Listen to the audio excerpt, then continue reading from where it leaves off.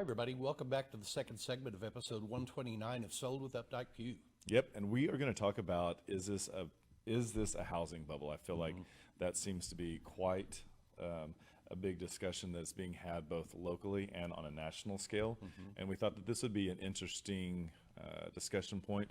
I believe it was Lawrence Yoon, who was the chief economic advisor or director for National Association of Realtors, who recently did an interview on Axios. It's available on Google, and it's a very interesting read, pretty short, but I think it was one of the things that triggered us to realize this is something that we wanted to discuss and kind of talk about it in a more granular fashion, what's happening here in Dallas, and kind of actually look back and see what was the previous bubble. This was a really interesting topic to me because there's a New York Times article that just came out that talks about the U.S. home sales are surging and when does the music stop.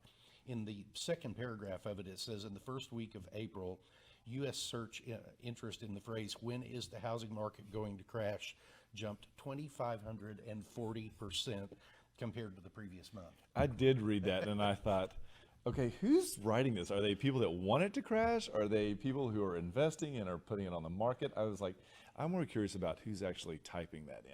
Well, I think that people get excited about real estate.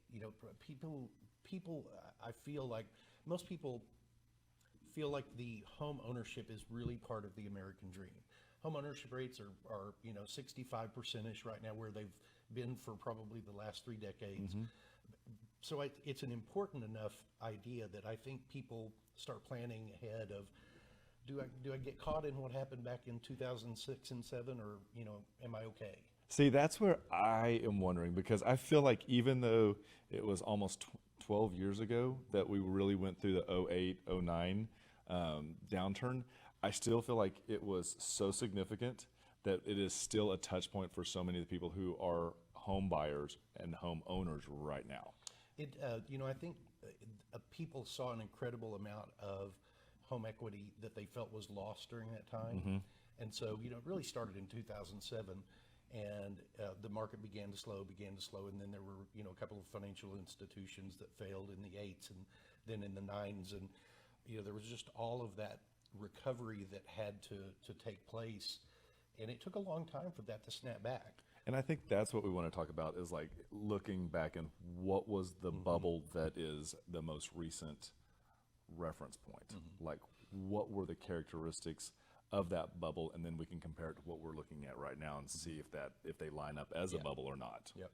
What do you see as like the characteristics of what caused that? So I was in new home sales in San Antonio at the time, and so I found it very interesting, the number of homes being built, the sheer volume and inventory that was available to everyone out there at that time. And the people that were buying it were not just homeowners, but a significant portion of out-of-state investors that we saw. And it coupled with like a real lackadaisical attitude towards financing, I felt like. And it just became this snowball, as you'll say, where I remember there was a time in San Antonio where there was an agent who came in and said that she had 31 homes under contract. Wow. And all of them were investors. And it was just as it was beginning to shift. And I think like by the end of the month, she said that every single investor had walked away from their earnest money. And so it was very different. Yeah. One of the big differences that I see is that people were really going out of their way to borrow as much money as they possibly could in order to invest in real estate. And that's not always a good approach. And so kind of like keeping up with like this financing portion of it, I felt like then it was so much interest only ARMs, where like people were, as you say, leveraged, where they could only afford the house if they just made the payment for 3 years on the interest, and then were hedging their bets that the market would continue to increase and that they would be able to unload it in 3 years and make money. And you and I always talk about it to our clients that you really need to be in your house like 6 to 8 years. Yeah. In a normal cycle with DFW appreciation rates, it's about that timetable. Yes. Yeah. and the longer, the longer the better in many instances, because real estate time heals all kinds of real estate wounds. 100%. So We've talked about that with many of our clients right now. yeah, in the one of the things that one of the other things I think was still a challenge back then was that housing prices around the country were being reported as increasing so quickly. They weren't increasing here as fast, but we saw a tremendous number of people that had done this successfully maybe the 2 or 3 years prior to that in the sand states, in the Californias, in the Floridas, in the Arizonas. And we saw a lot of those investors come here and start trying to do that. And, because we were a cheap place to live for a long, long time. We're still affordable, but it was cheap then. It was cheap. The other thing too is I think that the inventory difference, I feel like the number of condos being built in 6, 7, and 8, and especially even the ones that were attached to hotels, is something that was something that we don't see nearly as much anymore. Yeah, and I feel like that kind of has like retracted quite a bit. So we're a little more into the infill product, single family homes, and true townhomes. Yes, I would agree. So, what do you see as some of the factors in today's market that are different than that? So I would say, there's a bunch for me. I think that we've got the pandemic that has actually disrupted so many supply chains to the point where we've had new home construction under contract, and we've received a letter that the builder has sent to our clients, and it lists almost every product that they need to build a house to discuss that these are elements that are disrupted right now. And so timetables are taking so much longer. And I like to think that typically in Dallas, that new home sales acts as a pressure relief valve for resale, like a resold home, and that's not there right now. And because that inventory and those supply chains have been affected so greatly, and it doesn't look like there's a change happening anytime soon, that this has forced an abnormal percentage of people back into the resale market. And therefore, that's why we're seeing rates as low as like 2.7% as far as like the number of of homes on the market for the month. Yeah, and as you're talking about the disruption of the supply chain, which we did not have that back in the recession in 2007 through 10. That disruption has affected prices, and even the price of lumber has tripled in the last year. Yep. And so these are like probably the difficult portions that we see within the market, but like some of the healthy things that we see within the market. I would say that financing, the pendulum has swung from, we would call it a no-doc loan back in the day, where you could just kind of, good credit, you could say whatever you wanted to where now it's swung all the way over here where it was too much, and now it's kind of back where it needs to be. But there's actual logical underwriting now. Yes, where much so. Documentation is required, and they're actually looking at your debt to income ratio and making assessments and helping you buy a home that you can afford at your current income for 20, 30 years. Yeah, I think the low mortgage rates has really also fueled some of the extra activity in the market, because it is pushed people, we've had that rent versus buy analysis, and it just really didn't make sense to rent with interest rates being 2.75. 100%. But we've seen the interest rates also start to come back up a bit. And one of the things that Lawrence Yoon was talking about was that for about the last year, the reduction in the interest rates was enough enough in a buyer's mind to offset what the higher price they were paying for it is.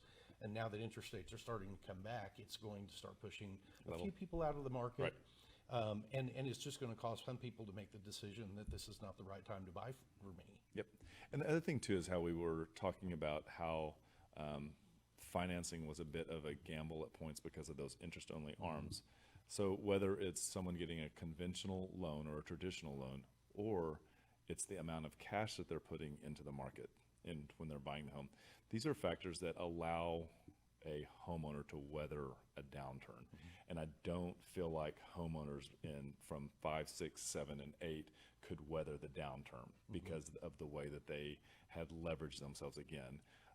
But the cash has allowed people to sit in their homes and be able to be comfortable. Even if they had to make a life change and sell the house, they weren't in a situation, they're not in situations where they're going to take a loss on the home. Yeah. So it's still really a good time for people to be buying real estate, because I certainly don't see our prices going down any.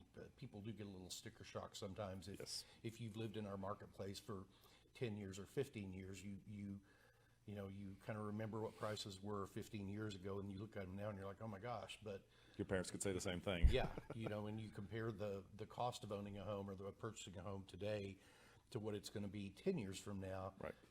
You know, people are going to look back and go, why didn't I do it Why didn't I then? buy then? Yeah.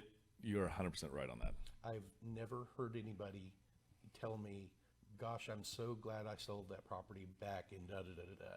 You're absolutely right. They're always like, why didn't I buy that Why house? didn't I hold on to that house? Why did I sell that? Yep. So it's- So it looks like the takeaway from this is that this really isn't a bubble, because a bubble to me depicts something that's unhealthy, something that is propped up, something that is not supported by the underwriting conditions.